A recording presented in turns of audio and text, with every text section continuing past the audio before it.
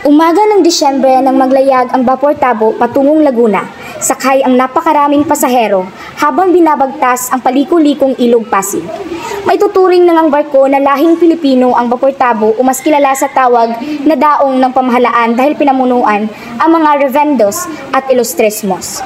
Ito'y gawa sa bakal at animoy hugis tabo kung saan nakuha ang pangalan nito. Nahahati ito sa dalawang bahagi.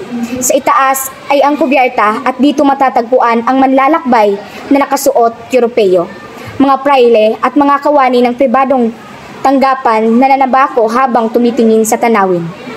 Ang tanging babae lamang dito ay si Doña Victorina na kahalubilo ang mga Europeo. Kapitan, bakit hindi pa tuloy ng barko?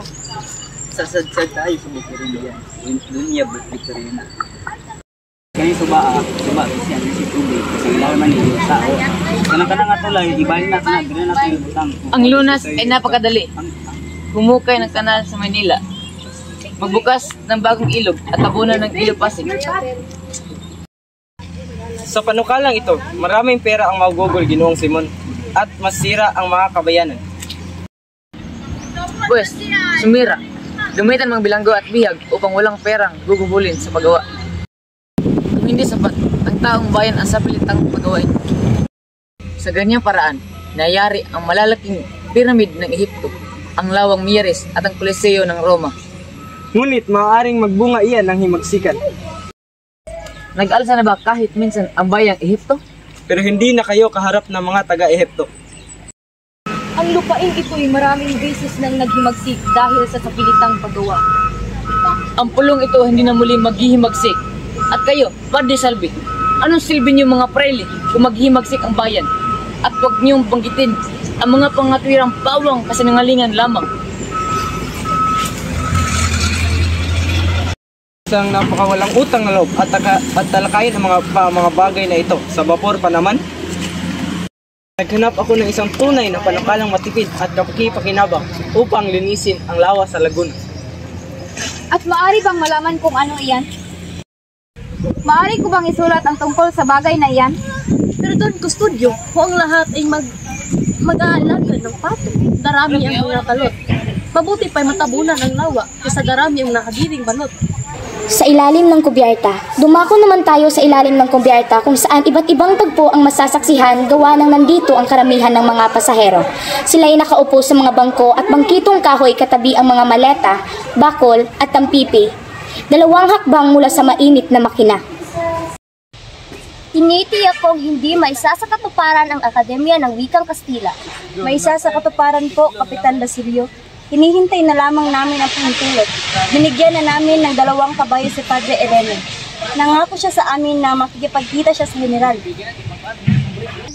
Sasalungatin niya ni Padre Sabayo. Bayaan ninyong salungatin.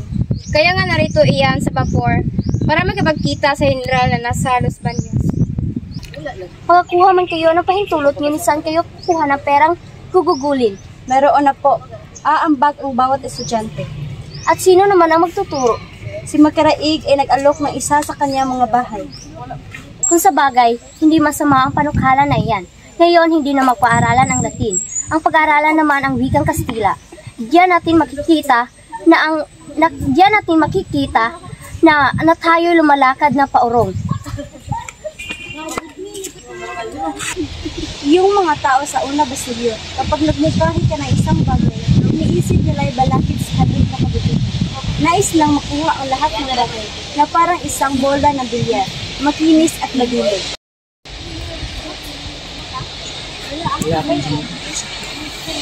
Hindi nga po bumibili sapagkat hindi naman kailangan.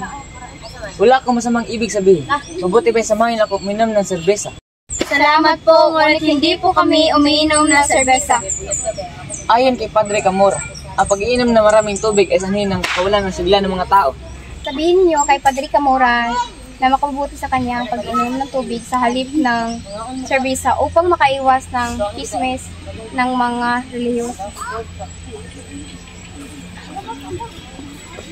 Bakit mapuso ka ngayon?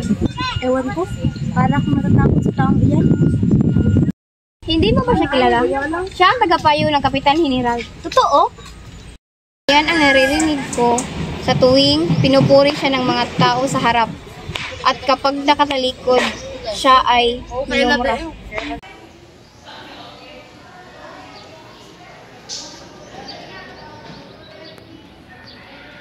Oo nga pala, Kapitan. Alam ba kung saan dako ng nawa napatay ang nangilangang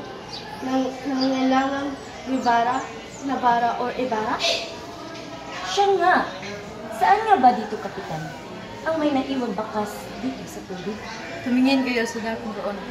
Ayon sa kwento, 13 taon na ang nakalipas. Tinutugis noon ng mga kawal sa Ibarra. Nang tumalon siya sa lawang ito. Pagbabarilin hanggang siya'y maglaho sa kanilang paningin. At ang dakong ito ay may pangpang. Ang tubig ay may nagkakulay dugo. Kung ganoon, ang bangkay ay nakasama na ng kanyang ama ang lawang ito. Hindi ba isang filibustero ang kanyang ama? Pinakamurang ligay. Hindi Padre Camora? Ang isang filibustero ay hindi kailanman magkakaroon ng marangyang libig. Ayos lang po ba kayo, Ginoong Simon?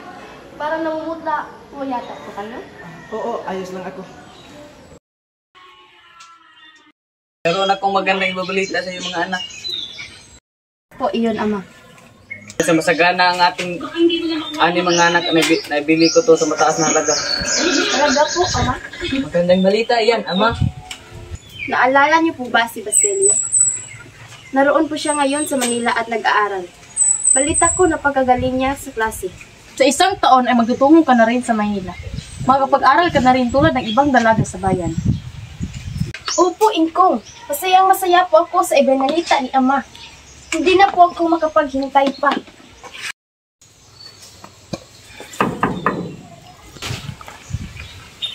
Selo, mabuti nariyan ka. Ang anak mo si Tales, nariyan ba? Oo, ano pa bang kailangan nyo sa kanya? Hindi mo muna ba ako papapasukin? Paumanin na po, Padre. Tuloy po kayo. Tales, narito ako pag signing ka ng buwis. Buwis, ikakabayad ko lang nung nakaraang isang buwan. Nung isang buwan pa yon, kailangan mo magbayad ng buwis para sa buwang ito. 200 piso. 200 piso? Abay, sumusubra naman ata kayo, Padre. Saan naman kami kumukuha sa ganyang kalaking pera? Maghinay-hinay ka sa iyong pananalita, Tales. At saka, wala akong pakialam. Kapag hindi niyo nabayaran sa tamang oras ang buwis, ipasasata ko ito sa iba. Magagawa niyo yan lahat. Dahil ako yung mga tawala kong sapat na lakas para lumaban. Anak, tama na yan. Ma, dapat nilang malaman kung paano natin pinaghirapan ang lupain ito. SOS absurdo! Kung ayaw mo magbayad ng buwis, mabuti pa gawin na lamang nating gwardiya sibil ang iyong anak na lalaki. Dapil siya! Huwag niyong kunin yung anak ko. Apo! Palo nga. Ama! Bitawan mo siya! Bitawan mo ang aking apo! Ito makialam dito tanda. Ama! Ingkong! Bitawan mo ako. Anong ginawa mo kay... Tumahimik ka. Tano! Ang aking apo! Bispiras ng Kapaskuhan at kasalukuyang inililibot ang prosesyon ng Noche Buena sa mga lansangan nang dumating ng San Diego si Basilio sakay ng isang karumata. Naanlala ang paglalakbay nila ng ilang oras dahil hinarang sila ng mga gwardya sibil. Alto! Magandang gabi po sa inyo. Bumaba ka dyan! Bakit walang ilaw ang karamata mo? Sagutin mo ako! Alam mo bang bawal yun? Nasaan yung sidula mo? Wala po akong sidula. Parang awa niyo na po. Hayaan niyo akong ihatid ko muna ang aking sakay.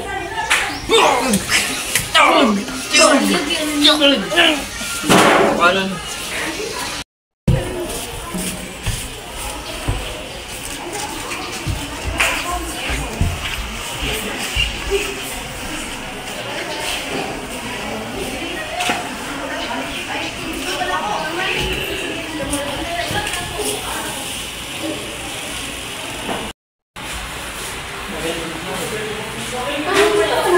Dad, balik na rin tulungan kita sa inyong mga lalaki. Nakapaghandang ka na ba ng makakain? At syempre naman nakahanda rin yung kapunan.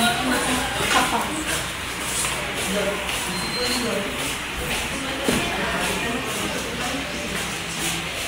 Nga pala, ano nga pala ang balita ng wala ako? Ala, dalawa sa ating mga natulong ay nagulaw. Ang isa ay naitapos sa mga kalindagan. Ang pala daw ay babatay. Wala ka na bang ibang ibabalita sa akin? Hindi puro na lang ganyan. Ang isa pong natinagulong ay matay. Niya ang tinakatay niya imin. Hindi ko siya binigyan ng sinilibing dahil siya ay hindi agama. Ano ang kanyang ikinamatay? Hindi ko siya tandaan. Wala ka na bang ibang ibabalita? Nakakasawa yung balita. Kumusta ang sagpang? Naalala ko na. Alam mo ba si Kabisang Talis ay isang linggo na nawawala? At mga balita sa bayan ay hawak siyang mga isang. Basilio, saan ka pupunta? Nakakawalang gana! Kumusta na kayo, inay? Ligayang Pasko po sa inyo. Naalala ko pa mga araw na magkasama tayo ni na Crispin. Ni minsan, hindi ko kayo kinalimutan. Sinong nariyan?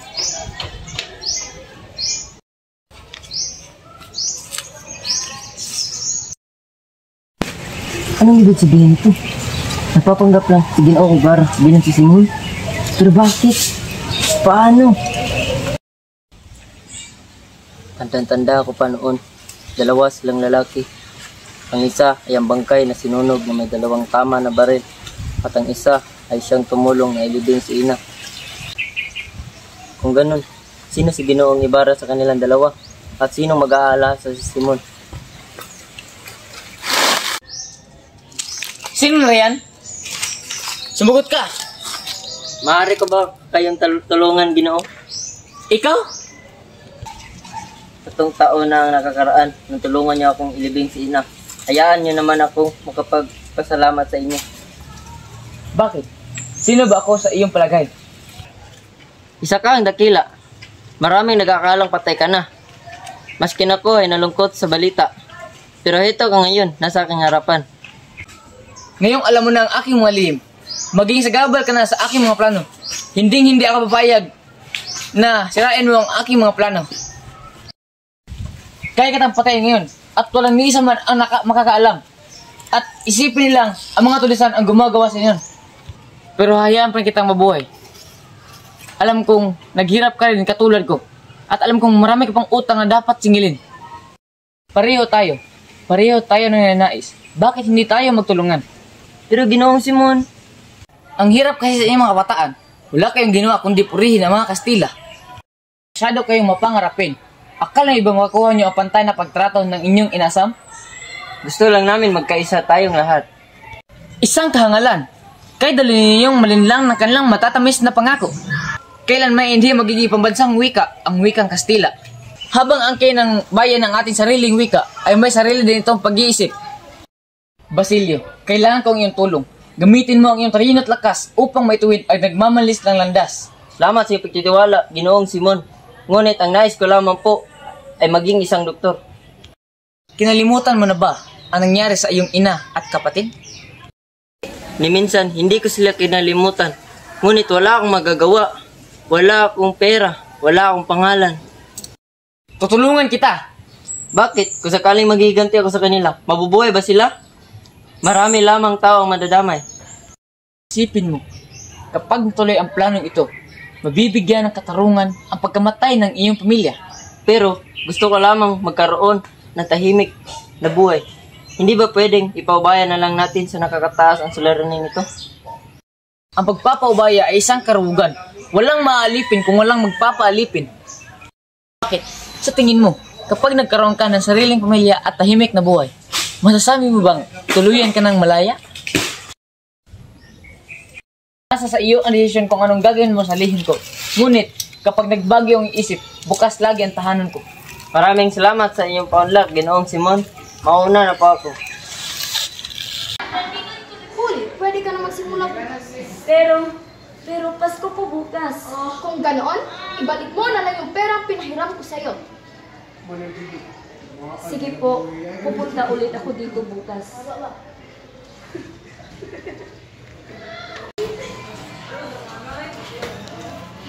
Lo, aalis na po ako. Maligayang Pasko, Lo.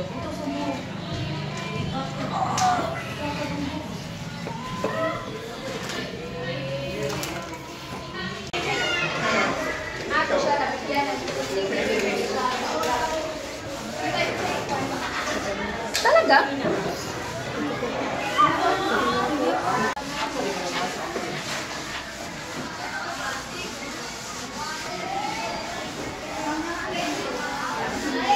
Alam mo na ba ang nangyari sa lola mo?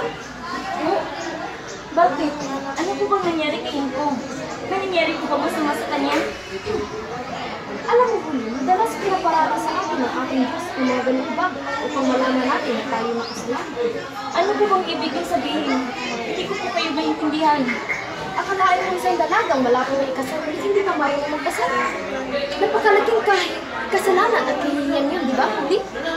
Opo. Mabuti naman at naintindihan mo ang sinabi ko. Hindi ka makakaalis sa bahay na ito.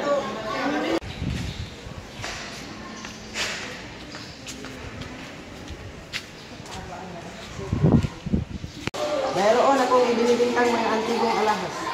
Oo nga po. Mga brilyante, lalo na yung matatandang brilyante. Ano ang ito sa iyang tubig namin? Mayroon pa akong kwintas ni Cleopatra. Pagbasdan niyong mabuti ang mga antigong alahas.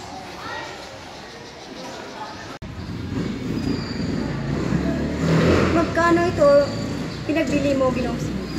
May bibili mo ba yan sa halagang 30,000 piso? Ha? Si Placido Penitente ay nag-aaral sa Universidad ng Santo Tomas at nasa ika-4 na taon na siya ng kolehiyo. Ngunit, malungkot ang binata at nais na niyang tumigil sa pag-aaral. Pinakiusapan siya ng kanyang ina na kahit tapusin na lang ang natitira niyang taon sa eskwelahan. Ang ideyang tumigil sa pag-aaral ay naisipan ni Penitente dahil sa mga kasamahan niya sa tanawan. Uy, Placido, kumusta na? Nakapag-alyo ka na ba ng mabuti? Ayos lang, at ikaw. Ang mga nasisiyan, halain mo naman na niyayakin ako ng oras sa iyahin na doon ng mamahin. Ano nga pala ang nangyari sa klase kahapon? Mabuti naman.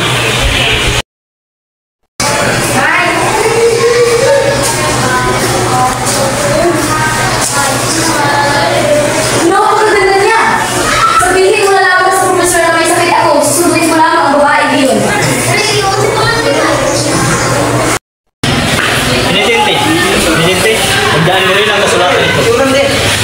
Ano po yun? Pupumanin mo rin kailangan muna itong banayin. Mahaba po ito. Ito ang protesta ng kahilingan. Si Makaraig at ang kanyang kasamahan ay may kahilingan tungkol sa Akademya ng Wikang Kastila. Pumanin, ngunit hindi ko lang malalagdaan ang sakalatan yan hanggat ito ang pasa-alin.